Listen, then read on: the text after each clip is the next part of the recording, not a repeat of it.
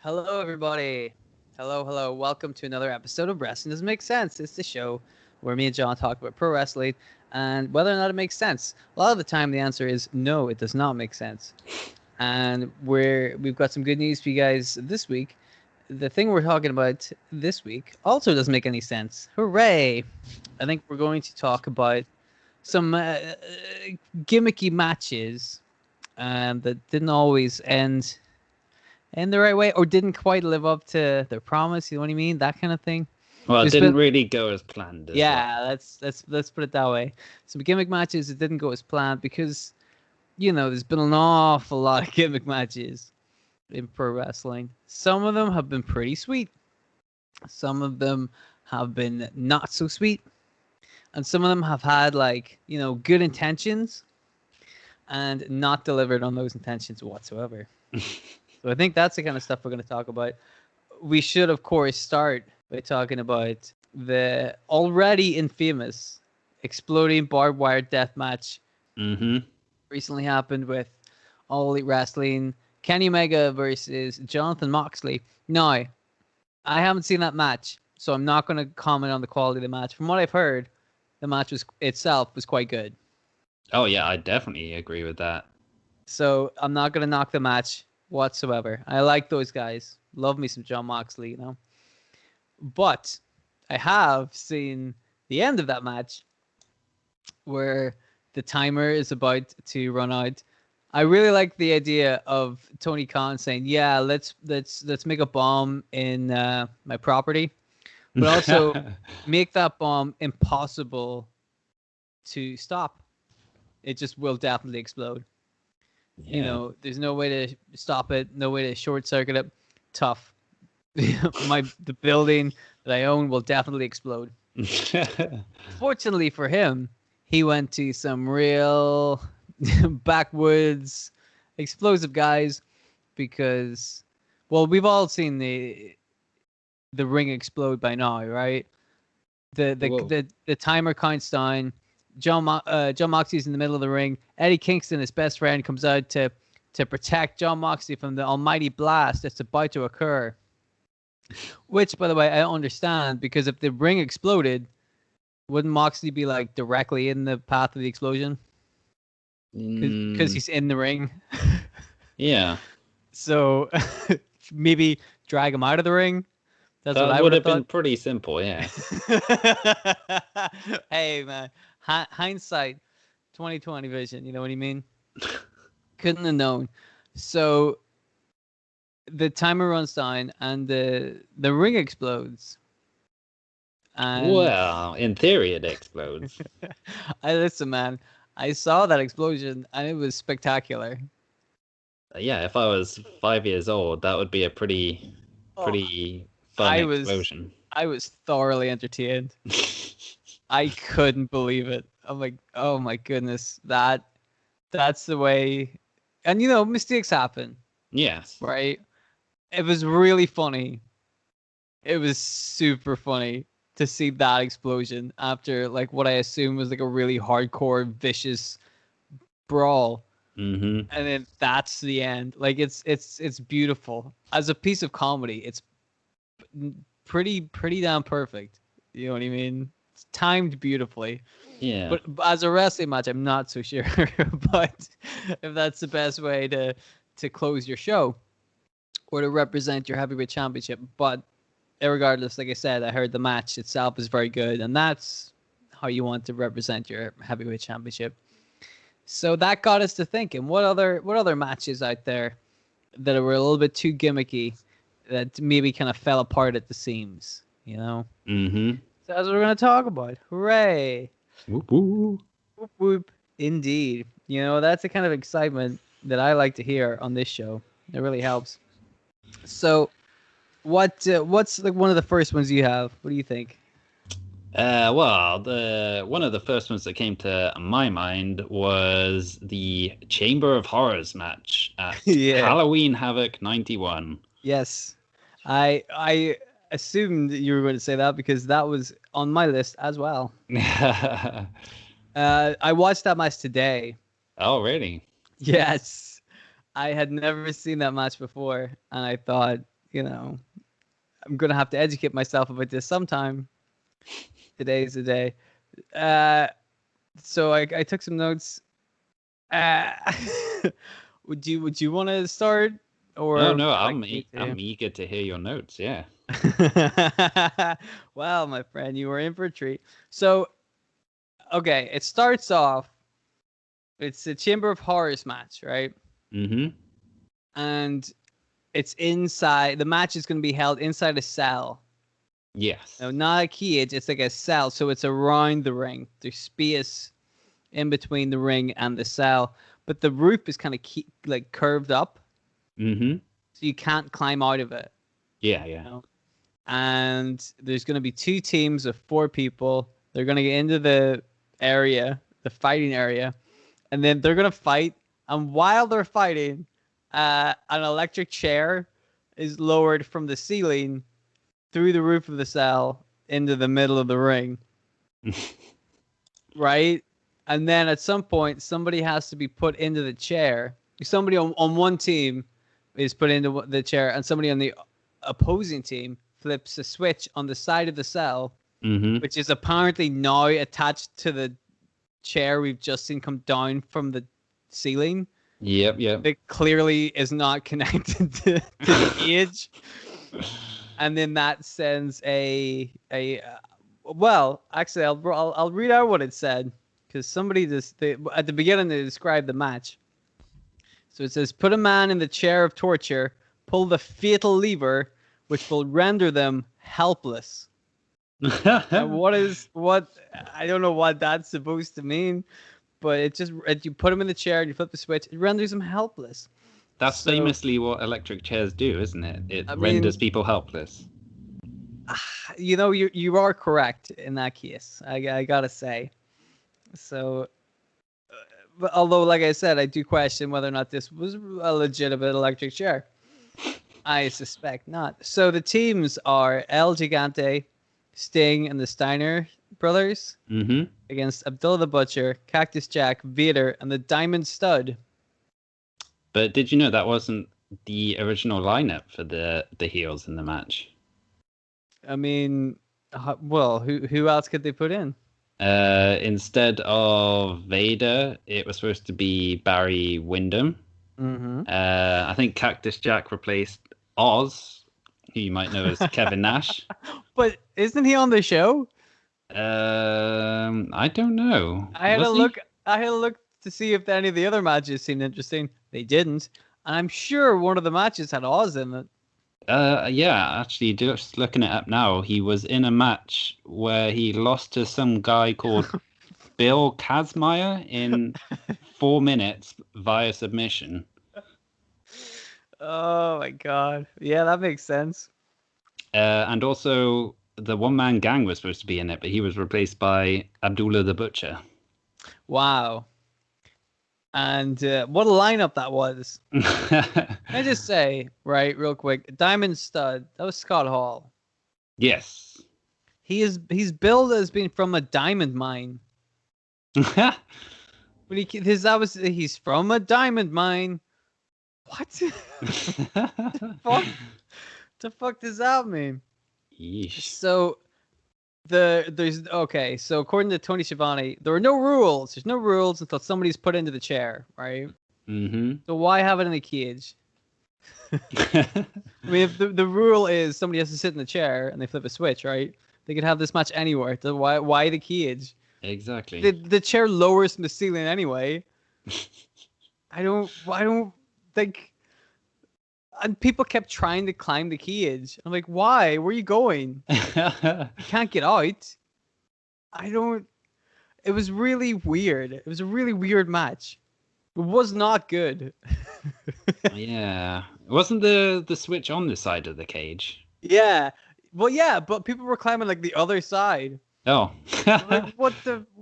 So, before we get to the end, what did you think of this match? I mean, it's a bit of a car wreck, I'd say. For a match is only like 12 minutes long, it definitely feels a lot longer than that. It felt so much longer than 12 minutes. Even you said that, I'm like, really? 12 minutes? It went on for a long time. Nothing of any note happens. No. It's impossible to tell where people are or what is going on.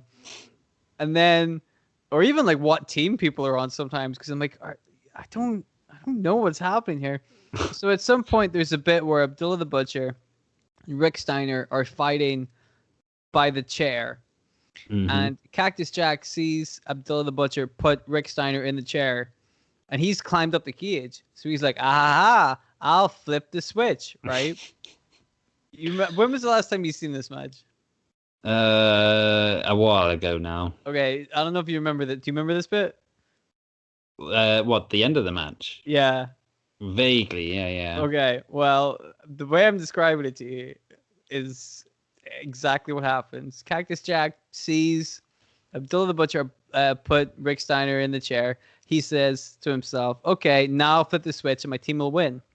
So he turns, because he's on, hanging off the side of the cage, he kind of turns his head so he's like, facing the cage. And all he has to do is just flip the switch. So he's got his back turned to the ring. And then for like 2 minutes, Rick Steiner switches place with Abdullah the Butcher, and then beats him up, and then tries to tie him down to the chair to make sure he doesn't escape. All the while, Cactus Jack's just looking out the side of the cage, like not doing anything. You can see him, the way the camera is framed. You can see Cactus Jack not doing anything. After about 2 minutes, and then still without turning around to check that Rick Steiner was still in chair, he just flips the switch, and that's how it ends. I'm like, wow, that was, even the finish was anticlimactic. Although I gotta say, when he flipped the switch, right? And again, I've never seen an electric chair actually go off, but I do not think this is what happens, because fireworks start coming out of the chair. Fireworks. They thought that's what an electric chair looks like. Little Catherine wheels just fucking spinning out of the bottom of the chair. It doesn't go on fire. I don't understand, right? So that's it, right? The fucking heels lose. Abdullah the Butcher has been electrocuted to death, right? So now he's just lying there unconscious in the chair. Cactus Jack goes up to check on his buddy. Oh my goodness, right? Tries to shake him for, again, another couple of minutes. And then suddenly, Abdullah the Butcher just wakes up. And then gets out of the cage, jumps up, runs out of the cage, and just starts beating up a load of random people. What? And then that's it. You're like, what the fuck? You know what the best part about all this is? What's that? This match was on first. Oh yeah. They thought this is gonna get the people interested. Oh boy, that was awful. That was I thought that was gonna be the worst match I've seen all day. Oh, but it wasn't. No. Wow. Is there anything else you want to say about that one? No, I mean, like you say, it was just. It lived up to its name, didn't it? It was a chamber of horrors, but probably not in the way they kind of imagined it would be. Yeah, I mean, it just really sucked. I mean, it was. You're right. It was horrific. Sure, but not in a good way. I don't know what horrific in a good way it would be. I don't know what that means. I'm very, Okay, have you got another match you'd like to talk about? Well, sort of inspired by people getting electrocuted, since we've done the barbed wire exploding death match, and now this chamber of horrors. There was an electric steel cage match at Lockdown 2007, where it was Team 3D versus LAX for the NWA Tag Team titles. And man, I don't know if they didn't have a budget for this or something, but they made no effort whatsoever. I mean, you kind of, rightly took the piss out of the fireworks coming off the electric chair, but they had nothing for this except for someone flicking the light switch on and off in the arena. So Which again, I don't think that. I think there's more to it than that. You know. Yeah, I think so.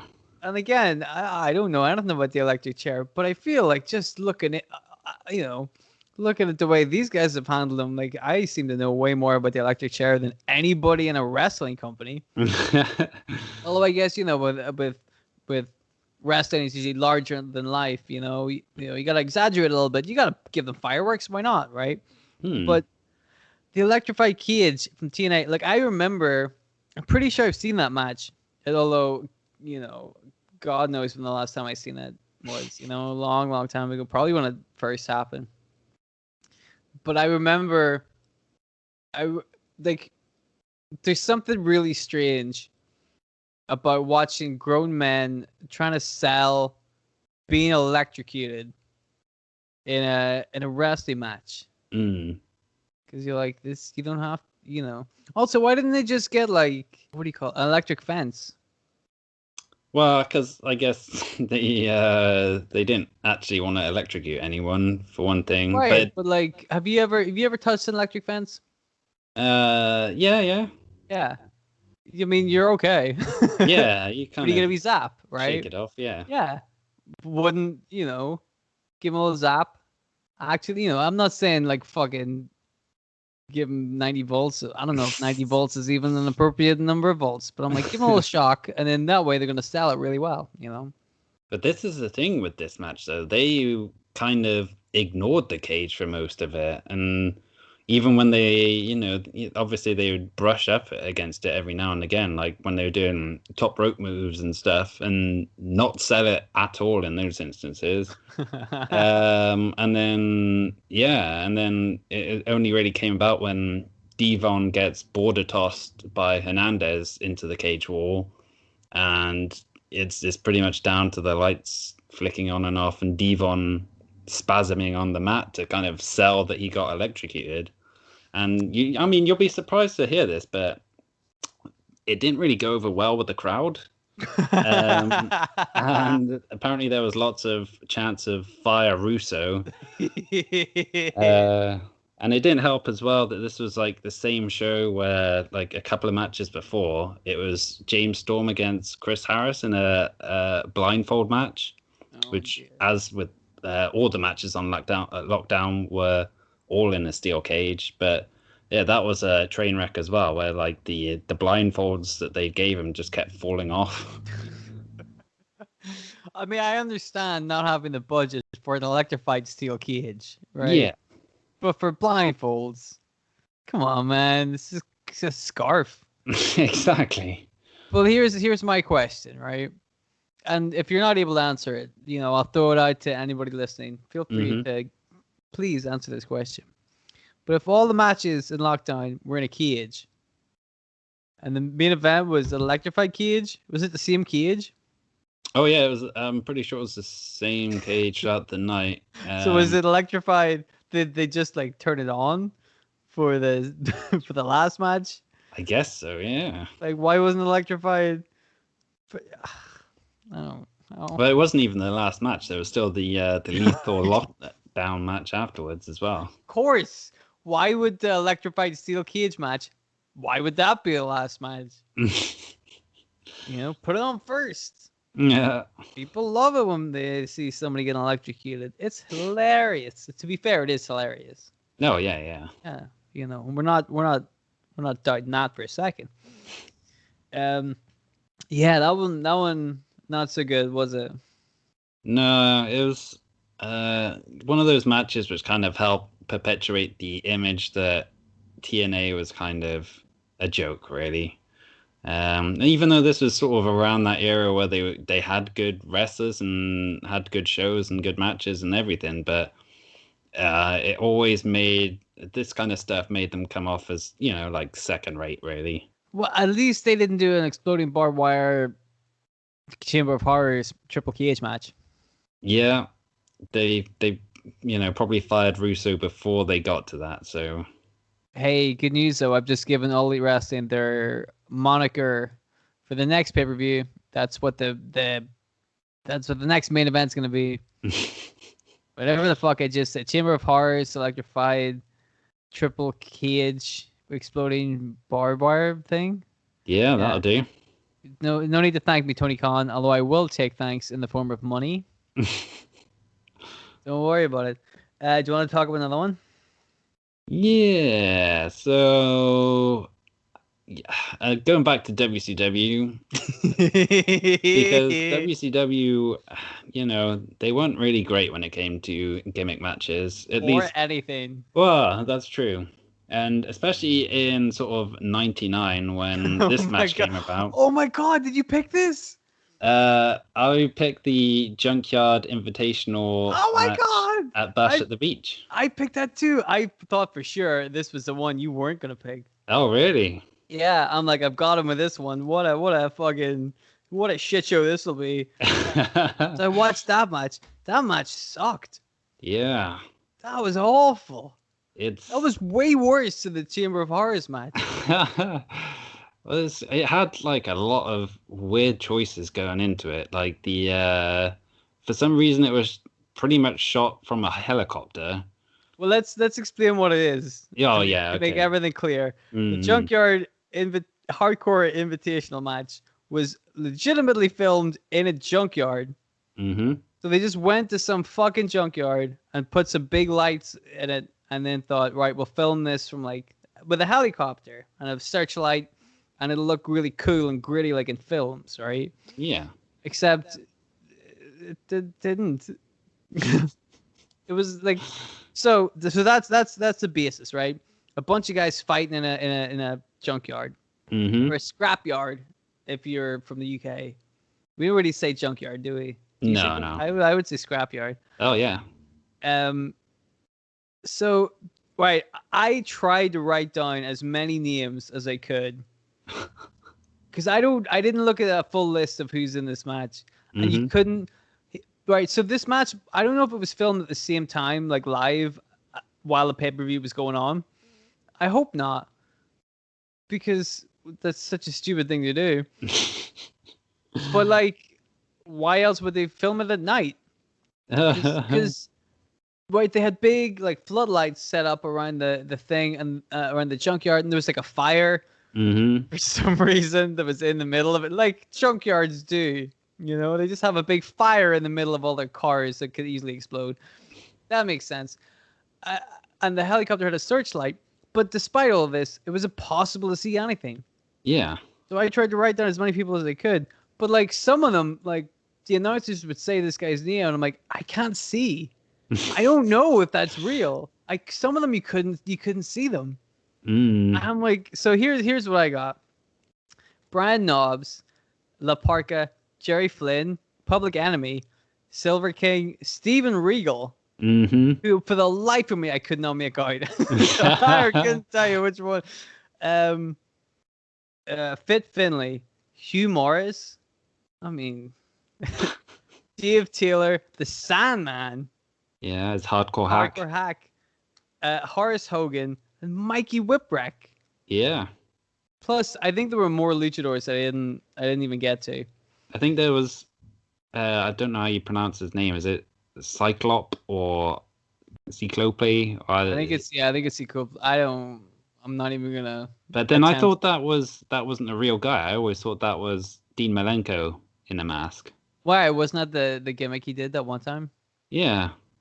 But again, this is WCW in 1999. Yeah. Who knows? This one. Let me see. Tony Schiavone says at some point, "Boy, these men know what it's like to fight to survive."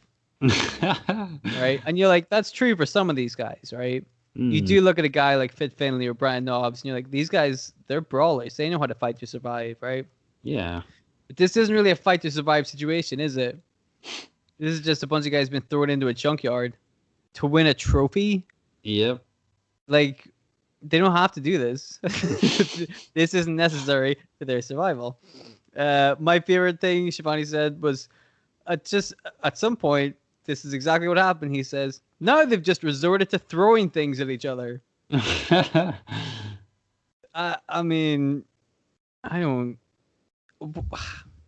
From what I heard, a lot of people got injured from this match. Yeah, this is what I don't understand about it. Like, they obviously wanted to hop on the hardcore bandwagon, but they didn't think to like gimmick the junkyard and make it safe.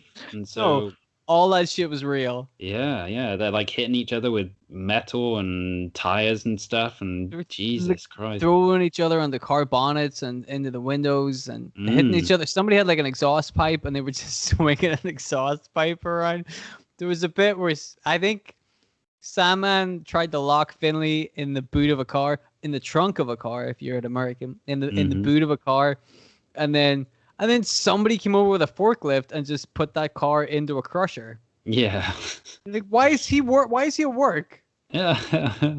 Dude, take the day off, man. These guys are fucking ruining your thing, your junkyard. Wasn't there a point where Finley kicks over like a flaming garbage can, but it had like explosives in it or something? He kicks over a burning thing because obviously the intent is he kicks over the burning thing and then a car explodes behind it. But like, if you look at the proximity of the car and the burning oil drum, there's a fair distance between the two of them, and then the car just explodes anyway because I would hope they gimmicked the car. Also, if they didn't gimmick the car and that was real, then what the fuck? But yeah, I heard a lot of people got injured from this, including Finley, who fucking won the thing. So, but that's because of their refusal to gimmick it. I'm like, there's an in between, right? There's an in between just making it look like they're actually having a fight in a junkyard, and the flip side where they're just jumping on a crash mats. You know what I mean? You have to find a safe balance where it looks legit, but also nobody is dying after being thrown off a big set of cars. Yeah, there's a car door. Somebody ripped a car door, and they're just throwing a car door around. Jesus Christ. I like that's what's weird about it is that because it's impossible to see, like you don't know who's doing anything or what's happening, and like all of it's wasted. You can't see any of it. You've no idea what's going on. Just all of these spots. Well, I mean, there's no spots because they're just making it up, right? But all of this shit that could be cool looking, it's not cool looking. It just, dude, that match is a mess. How much do you think it cost to produce that? Oh, is this like a rhetorical question, or do you know what the answer is? Well, I know what Dave Meltzer said it was, although Eric Bischoff has claimed it was much lower. Oh, well, how could I believe either of those people? Yeah. Well, I guess you got to put the floodlights up and the helicopters and stuff, and you got to have a guy or two run in the junkyard. To like get rid of the cars and the fire and stuff. I'd say a couple of thousand. Well, I would say like 10,000 around that kind of area. According to Meltzer, it cost $100,000 to film that shit show. What? But even Eric Bischoff like disputed that and said, no, it was much though. It was only, between 20 and 30,000, which still seems like, like what the fuck? That's still twice my ballpark. Like, what you spend? Like, helicopters are expensive.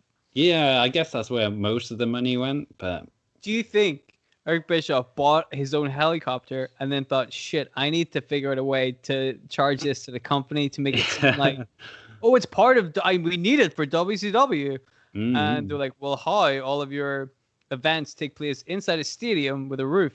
And Eric Bischoff's like, not except for our hardcore Junkyard Invitational match. Happens every year in a junkyard, need the helicopter.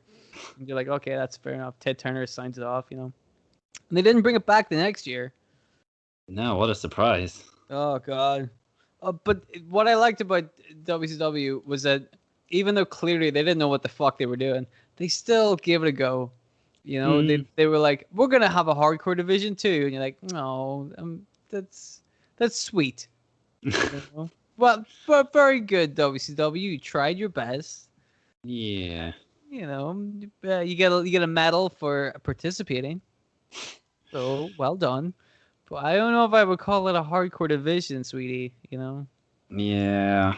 But God bless them. They gave it a go. All right. I didn't expect you to pick that one. That's good though that we had the notes on that. Mm-hmm. All right. Give me one that I don't have written down. Okay, one you don't have written down. I'm gonna make a bet on this one. I'm gonna Okay. say the San Francisco 49ers match. You're lucky, man, because I was gonna write that one down. Oh, jeez. Because I have seen that. I think we've actually talked about that one before. Yeah, yeah. That's also sucked.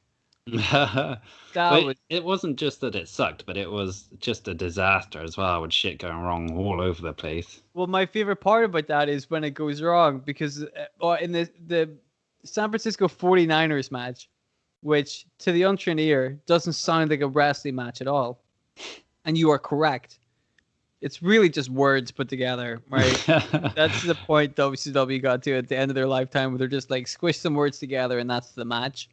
It was a match between Booker T and Jeff Jarrett, Mm-hmm. where on each of the 4 ring posts there was a box. Well, there Yeah, was well, a really pole and a box. There was a pole on behind each ring post, and there was a wooden box attached to each of those poles, and the the purpose of the match was to break open the boxes, and in one of the boxes was the heavyweight championship, right? Yep. And in the other boxes were a load of crap. And so if you picked the box with the heavyweight championship in it, you were the winner. Yes. Like deal or no deal. Essentially, yeah, Like this is what they're doing with their heavyweight championship. Pick a box. But what I remember from this match the most, I think it's the last one, the one with the heavyweight championship in it. yeah. Mm-hmm. That the bottom falls out of the box. Yep. So Booker T grabs the box and he's like, "I did it! I'm the champion!" But the belt fell. He's like, "What the fuck?" And there's a little bit where the referees are like, "What do we do?" You know? Yeah, They're yeah. like, "Uh oh, what? Like, what if Jeff Jarrett picks up the belt? Is he the champion?" No, Which but sound, what actually happens is Dave Pencer, the ring announcer, picks it up and hands it to Booker T. So, I mean, technically, going by the rules of the match, Dave Pencer should have been crowned the World Heavyweight Champion, surely.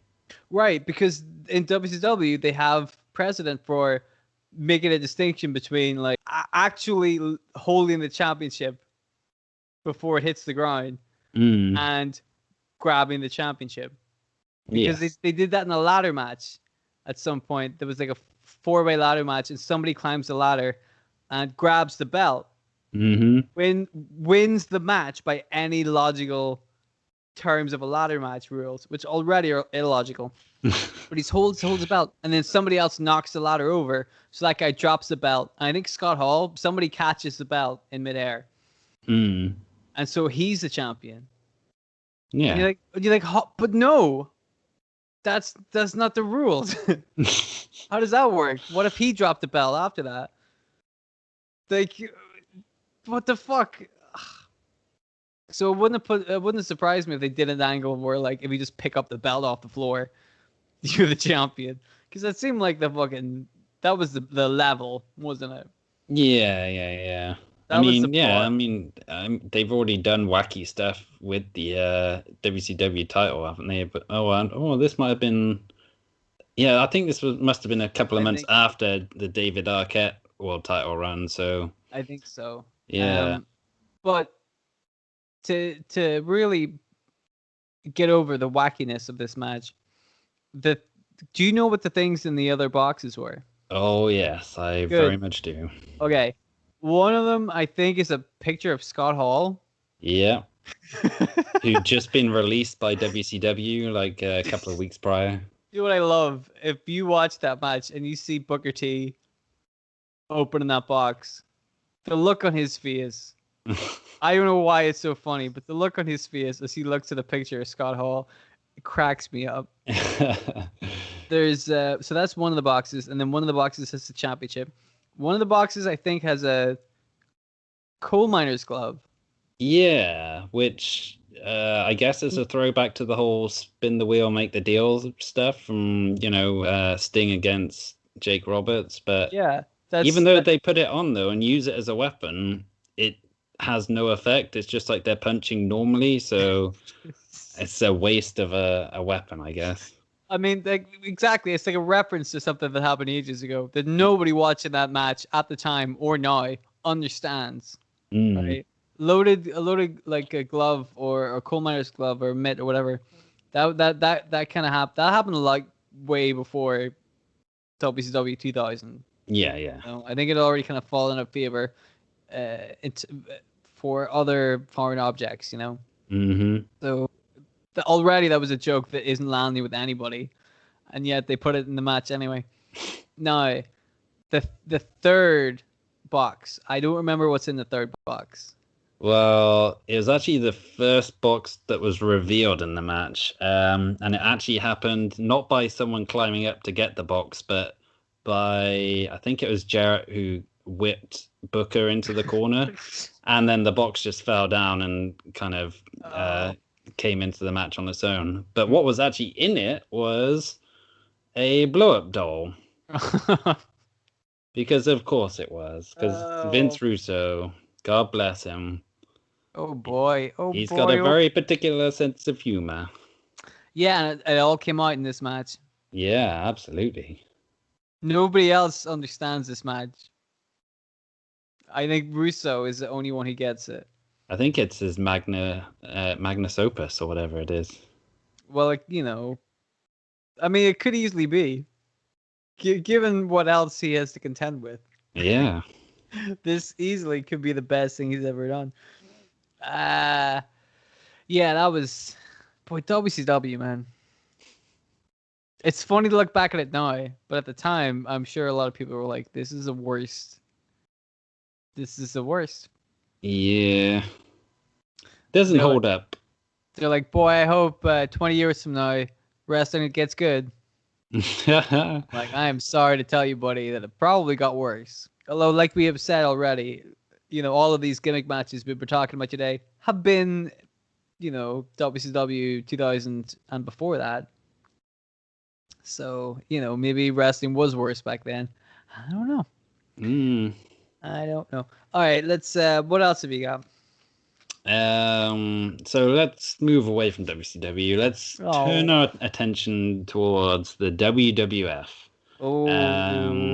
In particular, this match comes from Unforgiven 99. This is the other one I had written down. I knew you would have had this one. Yes, of course. Yeah. We had to talk about this match. Of course, because it's a classic. It's literally shit. It's the worst. It's dog shit. Literally, we're not making this up.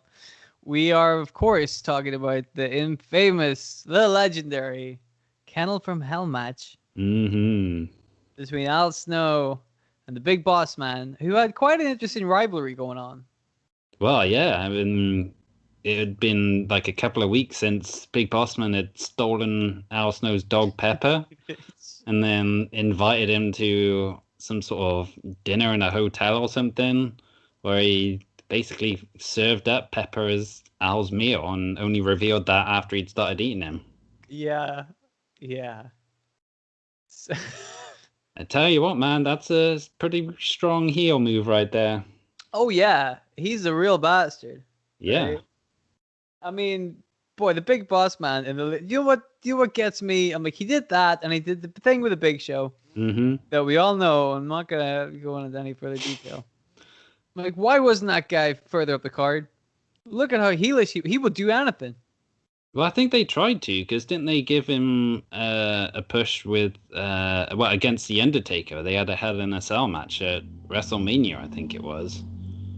What? Yeah, and it ended with Undertaker hanging Big Boss Man from the cell. Was that a WrestleMania? Well, I think it was, or maybe it wasn't, but they definitely had that match on a big pay-per-view show. I'm sure of it. If you can't get over when the Undertaker is literally crucifying you in live television, then maybe there's just no hope for you. Yeah, it was WrestleMania 15. What? All right. Well, that's going on the list. WrestleMania 15. Excellent. Wow. So we've already established Big Boss Man, a heck of a heel. Mm-hmm. What a bad guy. And Al Snow, lovable Fias, whose dog has just been eaten by himself. Mm-hmm. So obviously the stakes are high. Yeah. And the hardcore titles involved as well. Of course, Al Snow being the hardcore champion. Everything's on the line here. And Al Snow was so grief-stricken by his dog being eaten by himself that he immediately challenged the Big Boss Man to a match that involved dogs. Like, if it were me, I'd be like, I can't see any dogs for like the next 6 months.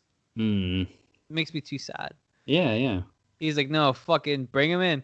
So the idea, which isn't a bad idea in theory, is you have a regular steel cage that goes around the ring, and then a Hell in a Cell that goes around, the cage. So there's like walking room in between the cell and the ring.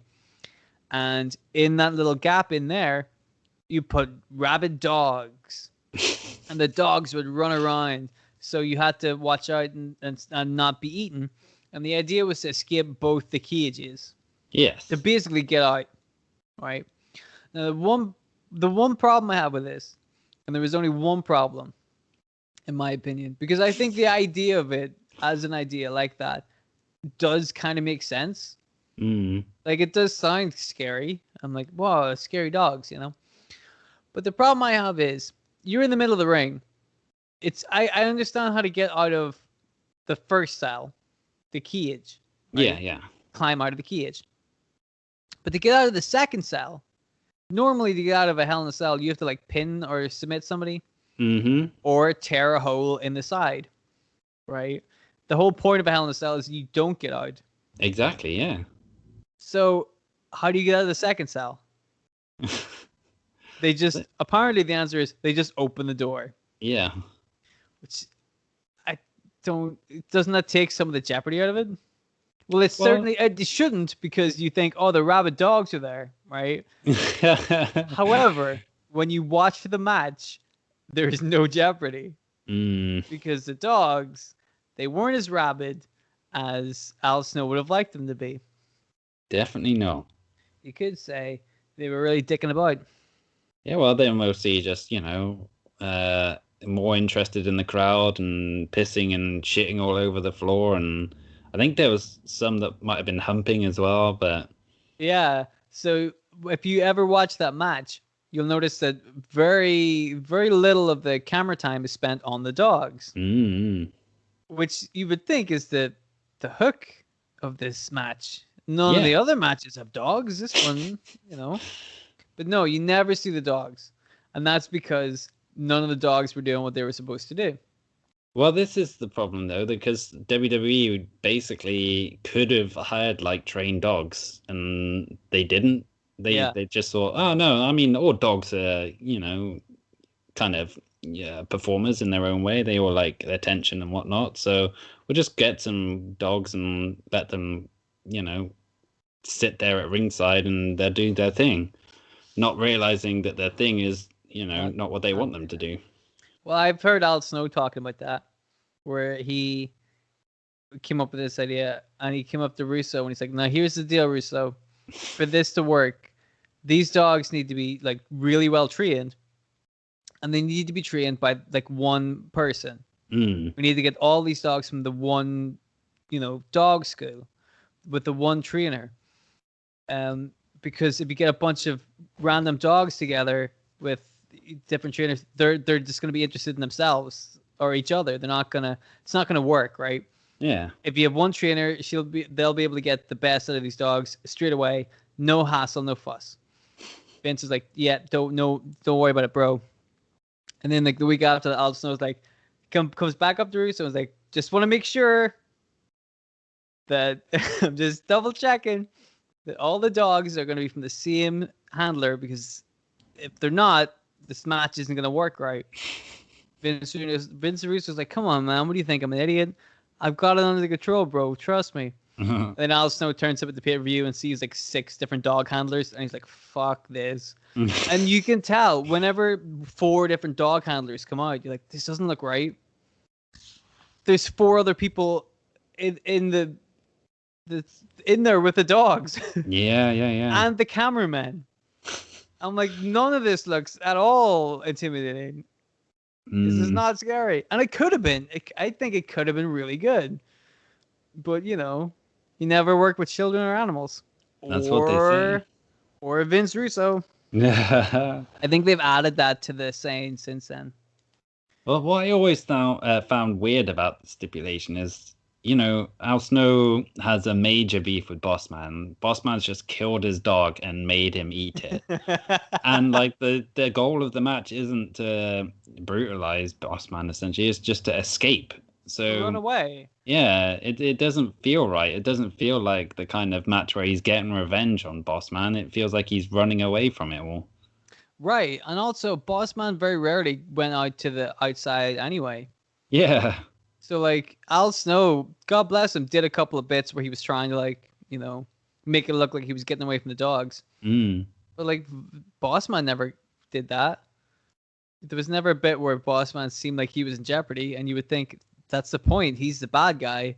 He should be the one interacting with the dogs. That's, like, at the start, they do a bit where Al locks him out, and then, so he's stuck in the little bit in between the cell and the ring, and then the dogs come out.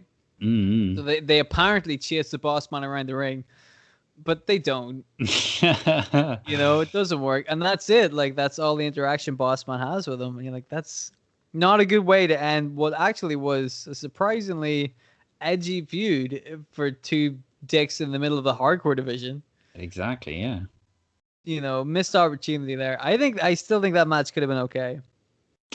I think, I don't know. I think they had their work cut out for them, but I think you're right. If they'd done the right thing with the dogs and got, like, you know, like Al had wanted, and just one trainer and made sure the dogs actually knew what they were doing, and it could have been pretty wild, but there's probably a reason why we haven't seen this match in the 22 years since. Wow. Tony Khan, only rested. If you're out there listening, there is still time to bring back the Kennel from Hell match, because this time you've got the benefit of 20 years of hindsight. Now we know how to fix this problem. Isn't that right? We can do it. We've got the budget. Isn't that right, Tony Khan? I'm including myself in this. We've got the budget for this. Isn't that right, Tony? Email me about this later, Tony. All right, we'll discuss it over a private server. Have you got any other matches you wanted? Because we pretty much went down to 3. What's really funny about that is I wrote 3 matches down, and the invitational one, I was like, he's never getting this one. Chamber of Horrors, yes. Kennel of Hell, legendary for how terrible they are. But this Junkyard Hardcore invitational match, I'll get away with it. And you bested me. Well, I had one more that is a match that kind of went wrong, but you know, as opposed to all the other matches on the list, it was probably better for it. And you know, it's obviously one of the most famous matches in wrestling history. It was the Hell in a Cell match between Undertaker and Mankind at King of the Ring 98. Yes. Where, you know, that cage was not supposed to break the way it did when they did that chokeslam spot on the roof, and that clearly fucked up Mick Foley pretty badly. Famously, like, knocked out a tooth and embedded it in his nose. Yeah, that match it still is to me. It's still wild to watch that match. Like. And it's so funny that people these days, and I guess that's the crux of this whole conversation. We're talking about, it came up from Jon Moxley and Kenny Omega having a barbed wire exploding death match to prove that they can beat the shit out of each other, to try and bring some like realism back to wrestling, right? That's because people look at wrestling and think it's gimmicky and yada yada. And I think that if you were to watch All Elite Wrestling or WWE today, you probably would see it looking a bit gimmicky and a little bit fake, right? Mm-hmm. Definitely. But that match, the Hell in a Cell from 1998, is so real. And it's so real because, well, it's because of the falls, right? And there's two falls, one of which was planned and one of which wasn't planned. So Mankind being thrown off the top of the cell, which still scares the hell out of me. Yeah, definitely. Because there's no padding in that table that he falls into. And you can see his leg getting caught up in the steel barrier behind the announcer's table. And he's just landing on his side on concrete. It's scary to watch, but that was what they had planned. They thought that would be a great angle. So they do the whole thing where Mick gets back on top of the cage because it worked out so well for him the first time. Yeah. And I don't remember what the actual finish was supposed to be, but Undertaker goes to chokeslam Mick Foley, Mankind, on the top of the Hell in a Cell. Mm-hmm. And that was supposed to be that. I think Taker was just going to climb down or whatever. But some part of the panel, when Mick Foley fell on top of it, it just snapped and fell through. And there was Mick Foley was chokeslammed not only onto the cage, but on top of a chair that was on top of the cage. Mm-hmm. So whenever he is chokeslammed and the cage gives way, the chair falls down so not only does Mick Foley fall like 10 feet? Yeah, something like that. Lands flat on his back in the middle of the ring, right? It looks sore as shit. But the chair comes with him and the chair bonks him on the head on the way, which is apparently where he lost a tooth. Yeah. Because the chair hit him on the way down and like gave him a concussion. And that is the scariest thing.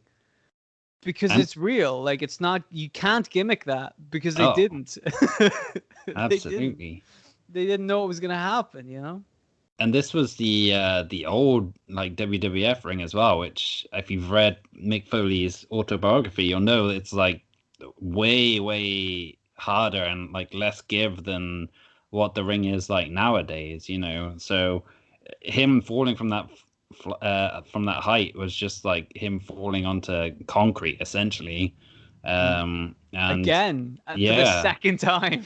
Exactly, man. He just got beat to shit. And but the fact that they managed to cover for him and kind of give him time to I was going to say recover, but I'm not sure how much he actually recovered, but he give still him goes time for it. Yeah, he like gets it up and kind of keeps fighting and stuff. You go for like another 5 minutes.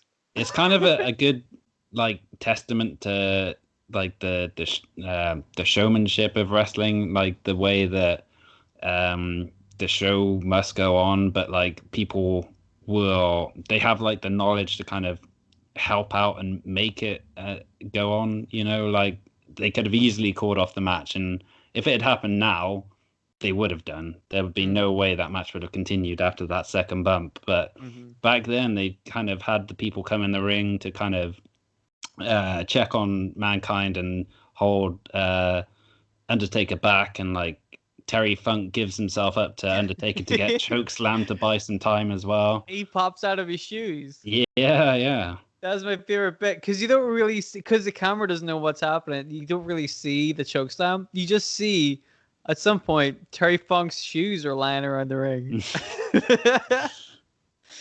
Oh my god! But yeah, then they figure something out, and they still go for like another 5 minutes. And you wouldn't know that the Mick Foley is concussed at that point. No, because like is, kind of scary. The finish to the match is just perfect as well, with like the way they bring in the thumbtacks and everything as well. You got to be some kind of maniac after all that shit. Don't want to forget the thumbtacks. He didn't have to do that bit at all. No, apparently, like as he was getting taken backstage, he was asking people, "Did I do the thumbtack spot?" As he's got them sticking out of him. Oh my god.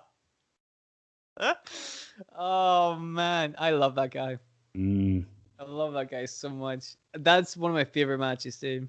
Yeah, It's same. like you can still watch it. It still gives me tingles. It shivers up your spine because you know what's gonna happen, and it happens, and it still hurts. It Hmm. hurts to watch it. It's so like it's something else. It's like a one of a kind thing. You'll never ever get that ever again. Yeah, yeah, But good absolutely. reason, for fucking good reason. But my goodness, like everything went wrong, and yet also it went right.